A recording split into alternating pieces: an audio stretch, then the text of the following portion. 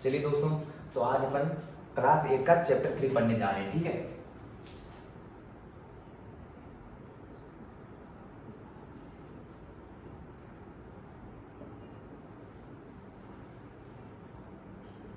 Quadrilaterals. ठीक है, तो क्वाड्रिलेटरल शुरू करने से पहले अपन क्या करते हैं ना, क्लास 6 में अपन ने जो बेसिक एलिमेंट्री शेप्स के बारे में पढ़ा है तो उसका थोड़ा रिवीजन कर लेते हैं। ठीक है, तो सबसे पहले आइए अपन समझते हैं कि कर्व्स क्या होते हैं। कर्व्स कर्व्स कोई भी ऐसा शेप जो आप बिना पेन उठाए एक साथ में अगर बना पा रहे हो तो उसको हम कर्व कहते हैं। जैसे कि मैंने एक कर्व बनाया, ये एक कर्व है, बिना पेन उठाए मैंने बना दिया। ये एक कर्व है, ये एक कर्व है, ये भी एक कर्व है, ये भी एक कर्व है। ये कुछ एग्जांपल्स हो गए कर्व्स के। तो बिना पेन उठाए आप कोई भी शेप बना रहे हो उसको हम कर्व कहते हैं। ठीक है, तो आगे चलते हैं। कर्व्स के कुछ टाइप होते हैं, simple curve, closed curve, open curves, उनको देखते हैं।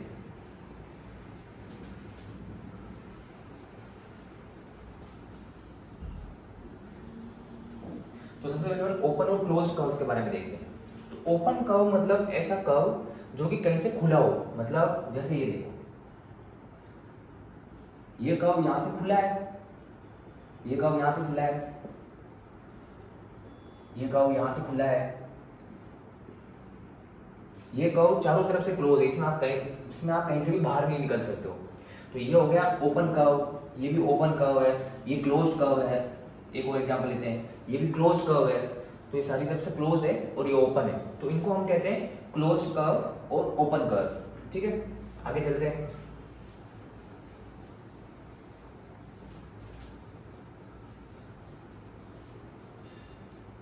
ये सब आपने 6th क्लास में पढ़ा होगा। एक और example, simple curves and non simple curve के बारे में पढ़ते हैं। ऐसा कोई कर्व जो खुद को अगर कहीं पे इंटरसेक्ट कर रहा है तो उसको हम नॉन सिंपल कर्व कहेंगे। अगर नहीं कर रहा है, जैसे मान लीजिए मैंने कुछ शेप बनाता हूं, मैं कुछ कर्व बनाता हूं,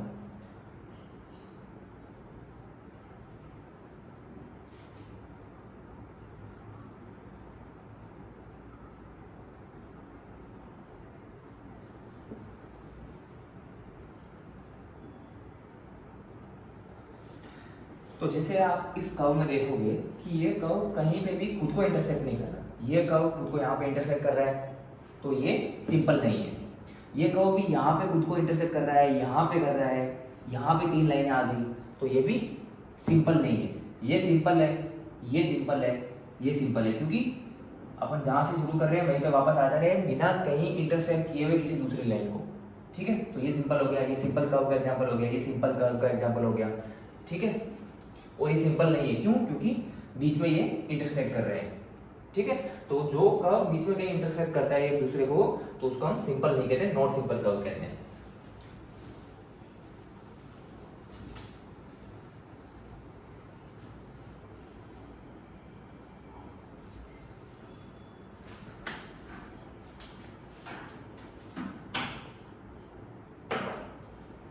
हाँ, आपने और पढ़ा होगा एक्सटीरियर पोर्शन और एक तरफ होता है interior portion. Interior portion and exterior portion of A curve. ठीक है, जैसे मान लो मैंने एक कर्व बनाया, ये कर्व है, ठीक है, और मैंने एक पॉइंट रख दिया यहाँ पे ए, एक मैंने पॉइंट रख दिया यहाँ पे बी, एक पॉइंट मैंने यहाँ रख दिया सी। तो अब इसमें जो ए पॉइंट है वो इस पॉलीगन के, इस कर्व के बाहर है, एक्सटीरियर है, बाहर है इसका। अगर वो ए क्या हो गया, एक्सटीरियर रीजन में। ये जो रीजन है ना, ये रीजन कर्व के बाहर का, ये सारा एक्सटीरियर रीजन है, बाहर का। और जो ये अपना बी है, ये अपना इस कर्व के अंदर है, तो इसको हम कहेंगे बी अपना पॉइंट है जो इंटीरियर रीजन में लाई करता है। सी का है, सी ऑन द कर्व है, कर्व के ऊपर है, यहाँ पे लाइन के ऊपर है। तो आपको समझ में आ गया, किसी भी कर्व के एक्सटीरियर रीजन क्या होता है, एक्सटीरियर बाहर का एरिया, बी इंटीरियर अंदर का एरिया, कर्व के अंदर का एरिया, जो एरिया कर्व एनक्लोज करता है वो इंटीरियर का एरिया होता है। और जो लाइन पे है उस पॉइंट को मैंने इंटीरियर पे, सॉरी ऑन द कर्व पे, ठीक है।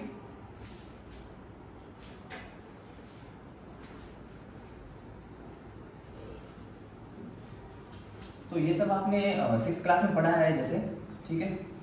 थोड़ा सा हम रिवीजन कर रहे हैं बस यहाँ पे वापस।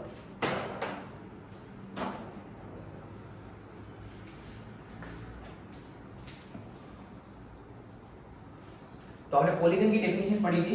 पॉलीगन की डेफिनेशन क्या होती है एक बार वापस देखते हैं। पॉलीगन, पॉलीगन क्या होता है? सिंपल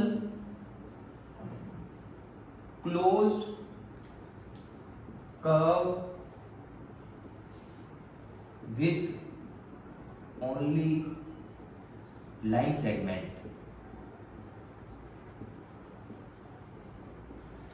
ऐसा कर्व जो कि क्लोज होना चाहिए, सिंपल होना चाहिए और सिर्फ लाइन सेगमेंट से बना चाहिए। जैसे मैं एक एग्जांपल लेता हूं, ये एक लाइन है, ये एक लाइन है, इनको मैंने यहां से ऐसे ऐसे ज्वाइन कर दिया, इनको ज्वाइन कर दिया। एक और एग्जांपल लेते हैं,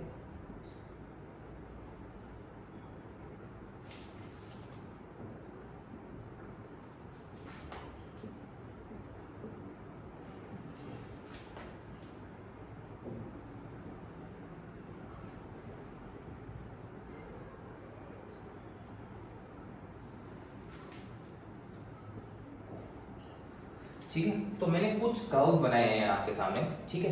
तो इनको अपन थोड़ा देखते हैं इनमें से कौन कौन से पॉलीगन है अपने लिए, ठीक है। तो देखो ये एक कर्व है, क्योंकि अपन इसको बिना पेन उठाए बना सकते हैं। कर्व तो है, क्लोज है कि नहीं है, दिख रहा है भैया क्लोज है, कहीं से भी ओपन नहीं है। सिंपल है, हाँ सिंपल भी है। क्यों सिंपल क्यों है? क्योंकि कहीं पे भी ये इंटरसेक्ट नहीं कर रहा है। तो ये सिंपल क्लोज कर्व तो है, तो क्या ये पॉलीगन है? नहीं, ये पॉलीगन नहीं है। क्यों? क्योंकि ये यहाँ पे इसमें लाइन सेगमेंट्स नहीं है, ये लाइन नहीं है, ये थोड़ा सा कुछ एंगुलर शेप है, ठीक है। ये लाइन नहीं है, तो इसलिए हम इसको सिंपल क्लोज कर्व तो कहेंगे, लेकिन लाइन सेगमेंट नहीं होने की वजह से पूरा शेप लाइन सेगमेंट का नहीं बना हुआ है, तो ये पॉलीगन नहीं है। अब ये क्या, ये सिंपल है? सिंपल होने का मतलब क्या है? कहीं इंटरसेक्ट नहीं करना, सिंपल तो है। क्लोज है, क्लोज नहीं है, तो बस इसको यहीं से निकाल दो, ये पॉलीगन नहीं है, ये भी पॉलीगन नहीं है। सिंपल है, इंटरसेक्ट नहीं कर रहा, सिंपल है। क्लोज है, क्लोज भी है चारों तरफ से। कर्व है, कर्व है, बिना पेन उठाए हम बना सकते हैं। सारा लाइन सेगमेंट से बना हुआ है, ये लाइन सेगमेंट, ये भी लाइन सेगमेंट, ये भी लाइन सेगमेंट, तीनों लाइन सेगमेंट से बना हुआ है, तो ये अपना पॉलीगन है, ठीक है। सिंपल है, सिंपल है, क्लोज भी है, चारों तरफ से क्लोज है, कहीं पे भी बाहर नहीं जा सकते आप। और कर्व तो है ही, लाइन सेगमेंट से बना हुआ है, ये लाइन है, ये लाइन है, ये लाइन है, ये भी लाइन है, ये भी लाइन है, तो ये क्या हो गया? Simple close curve with line segment, तो ये भी अपना पॉलीगन है। सेम बात वही सेम है, ये भी अपना पॉलीगन है, ये भी अपना पॉलीगन है, ठीक है। समझ में आ गया? तो इसमें एक और कंसेप्ट पढ़ते हैं। पॉलीगन के दो टाइप होते हैं। एक टाइप होता है कॉन्वेक्स,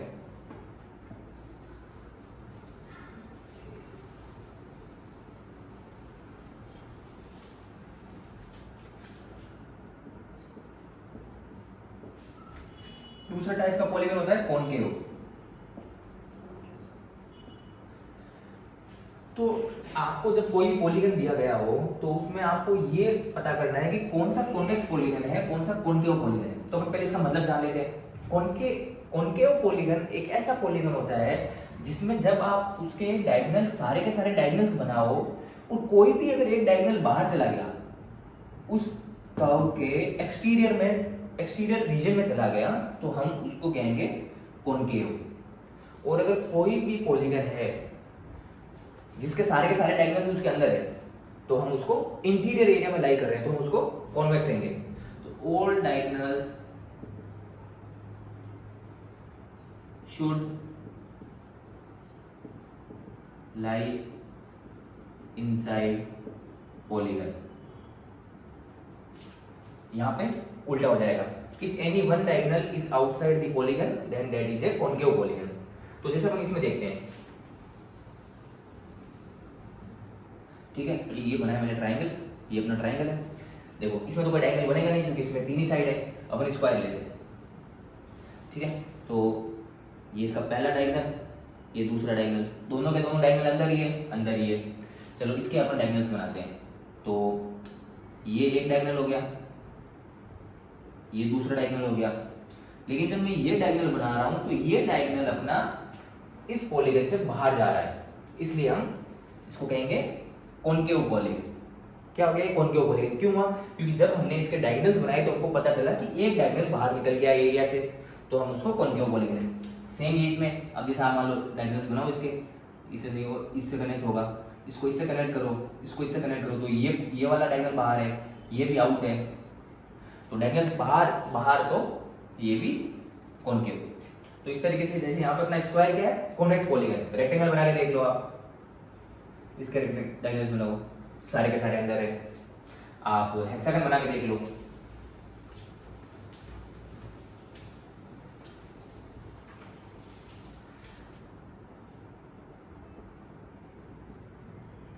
इसके डायगोनल्स बनाते हैं जैसे 1 2 3, ठीक है, 1 2 3, ठीक है, 1 2, इससे तो बना हुआ है, बन गए लग रहा है सारे डायगोनल्स, ठीक है। तो इसमें कोई भी डायगोनल बाहर निकला, सारे के सारे डायगोनल्स बन गए, सारे के सारे अंदर ही है, तो अंदर है तो कॉन्वेक्स पॉलीगन है ये, ठीक है। समझ में आ गया कॉन्वेक्स पॉलीगन, कॉनकेव पॉलीगन का कांसेप्ट।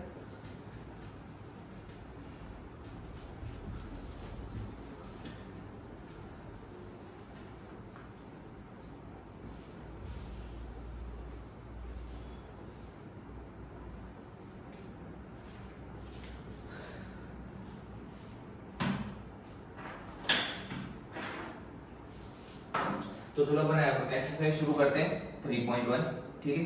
कुछ शेप्स दिए हैं, अपन को हमें पता लगाना है कि कौन सी सिंपल शेप है, कौन सी सिंपल क्लोज कर्व है, कौन सी पॉलीगन है, ठीक है। पहला शेप बनाते हैं,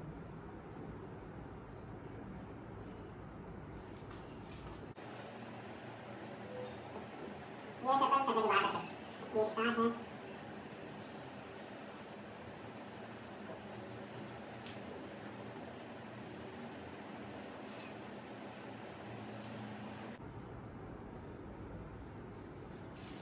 ठीक है। तो 8 शेप है। तो सबसे पहले अपन को ये पता लगाना है कि इनमें से कौन सा सिंपल कर्व है।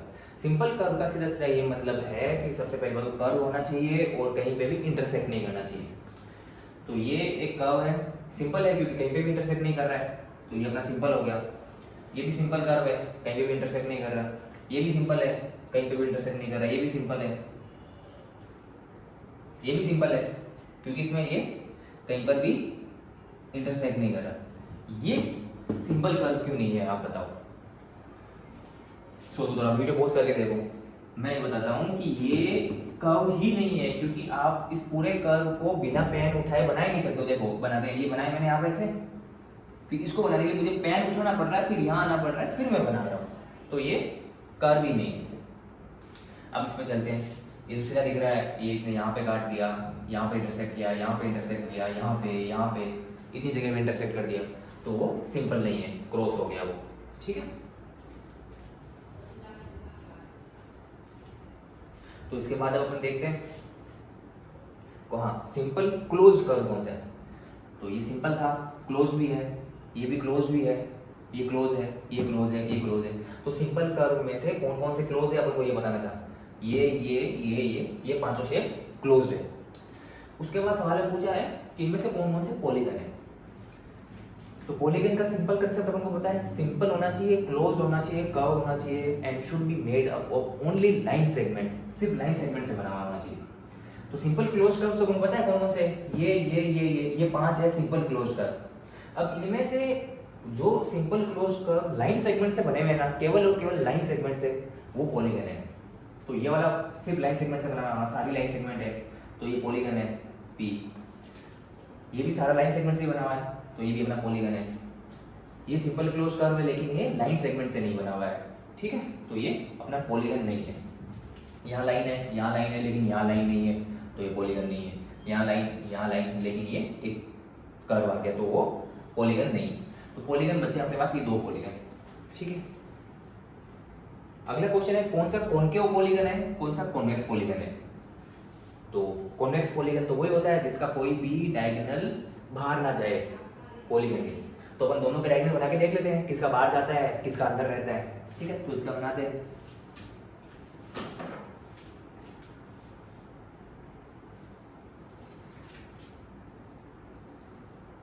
तो इसमें तो दो ही ट्रायंगल बनेंगे, दोनों के दोनों अंदर है दोनों के दोनों, तो ये हो गया कॉन्वेक्स। ये देखते हैं, इसमें मैंने बनाया ये डायगोनल अंदर है, ये भी अंदर है, लेकिन ये बाहर चला गया, तो ये क्या हो गया कॉनकेव। ठीक है, तो पहला क्वेश्चन हो गया। दूसरे क्वेश्चन पे चलते हैं। तो दूसरा क्वेश्चन सोल्व करने से पहले अपन एक छोटा सा कंसेप्ट पढ़ लेते हैं। Regular polygon and irregular polygon. ठीक है, regular polygon and irregular polygon. तो रेगुलर पॉलीगन का ये मतलब है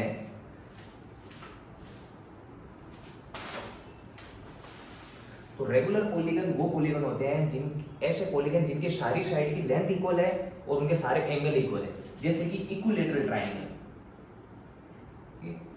ये एंगल 60 डिग्री, ये एंगल भी 60 डिग्री, ये एंगल भी 60 डिग्री, तीनों एंगल इक्वल हो गए। इसकी लेंथ भी इक्वल होनी चाहिए, 5 सेंटीमीटर कर दो इसको, ये भी 5 सेंटीमीटर का, ये भी 5 सेंटीमीटर, सारी लेंथ इक्वल है तीनों की तीनों, वो तीनों एंगल आपस में इक्वल है, तो ये रेगुलर पॉलीगन है। स्क्वायर बनाते हैं। अब स्क्वायर मान लो ये स्क्वायर है, इसकी साइड है ये 10, ये भी 10 होगी, ये भी 10 होगी, ये भी 10 है, सारी लेंथ इक्वल है और सारे एंगल 90 डिग्री, ये भी 90 डिग्री, ये भी 90 डिग्री, ये भी 90 डिग्री, सबके सब 90 डिग्री है। तो ये क्या हो गया equilateral and equi angle. Equilateral मतलब equal length, equal side, equi angle मतलब इक्वल एंगल्स। तो अगर किसी पॉलीगन में इक्विलेटरल और इक्वी एंगल की प्रॉपर्टी फॉलो करती है, मतलब उसके दोनों सारे के सारे एंगल इक्वल है और सारे के सारी साइड्स भी इक्वल है, तो हम उसको रेगुलर पॉलीगन कहते हैं। ठीक है, इक्विलेटरल और इक्वी एंगल। देखते हैं इरेगुलर पॉलीगन देखते हैं। अगर वो इक्वी एंगुलर नहीं है या इक्विलेटरल नहीं है, कोई भी एक प्रॉपर्टी में फॉलो नहीं होगी, तो वो इरेगुलर पॉलीगन है। जैसे कि अपना एग्जांपल लेते हैं रेक्टेंगल का। एक रेक्टेंगल है, ये साइड 15 सेंटीमीटर, ये साइड 15 सेंटीमीटर, ये 3 सेंटीमीटर, ये 3 सेंटीमीटर, ये एंगल 90 डिग्री, ये एंगल 90 डिग्री, ये 90 डिग्री, ये 90 डिग्री। ठीक है, तो ये इक्वी एंगुलर तो है, लेकिन ये इक्विलेटरल नहीं है। क्यों? क्योंकि इसकी चारों की चारों साइडें इक्वल नहीं है। ये 15 है, ये 3 है, ये 15 है, ये 3 है। अगर चारों की चारों 3 होती या चारों की चारों 15 होती तो हम इसको इक्विलेटरल भी कह देते, और जब ये इक्विलेटरल भी हो जाता तो दोनों कंडीशन फॉलो हो जाती, दोनों कंडीशन फॉलो होती तो रेगुलर पॉलीगन बन जाता। और एग्जांपल देखते हैं इरेगुलर पॉलीगन के।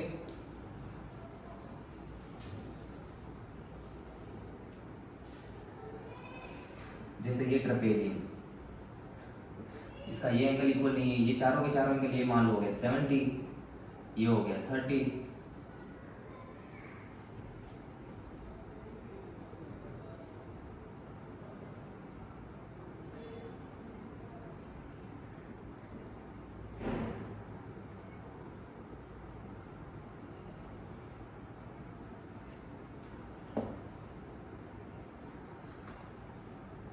जैसे मान लो ये हो गया एंगल 100,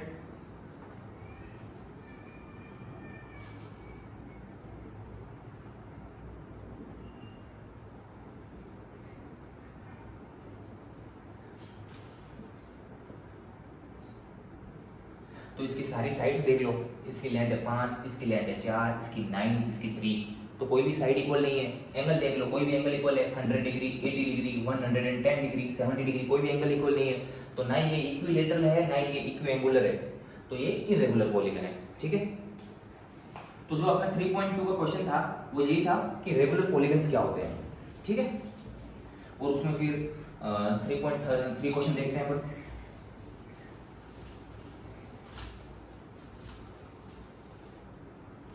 तो 3.3 क्वेश्चन कहता है कि 3 साइड का रेगुलर पॉलीगन बनाओ।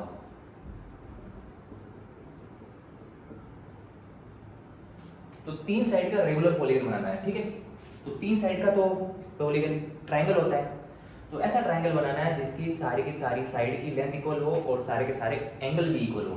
तो अपन को पता है वो क्या होता है, 60 डिग्री 60 डिग्री 60 डिग्री, और ये लेंथ इक्वल इक्विलेटरल ट्राइंगल होता है वो,